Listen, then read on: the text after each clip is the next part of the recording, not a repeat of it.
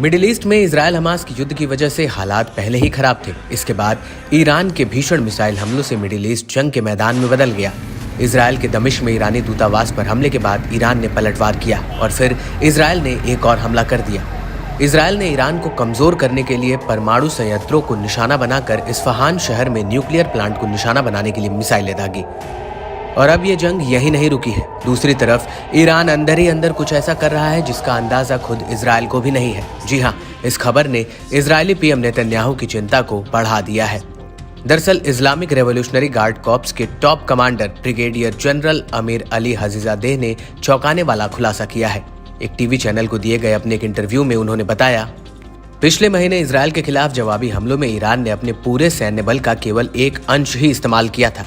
Israeli शासन के खिलाफ कार्रवाई करने के लिए जो कुछ भी तैयार किया गया था उसका केवल 20% ही उपयोग करके सुपर पावर देशों और उनके सहयोगियों के खिलाफ खड़ा था।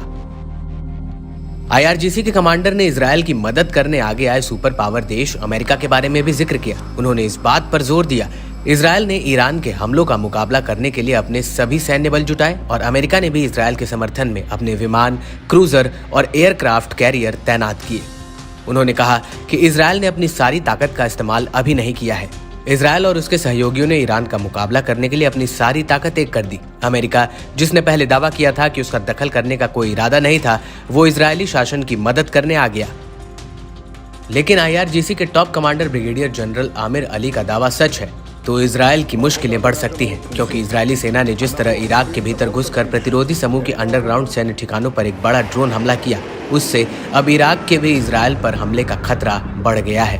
फिलहाल तो इराक का प्रतिरोधी समूह ही इजरायल के सैन्य ठिकानों पर हमला कर रहा है। ये हमला इजरायल के एलिट बंदरगाह पर IDF के एक सैन्य ठिकाने पर किया गया था। इजरायल और ईरान के झगड़े की वजह से आज पूरा मिडिल ईस्ट जंग के मुहाने पर खड़ा है।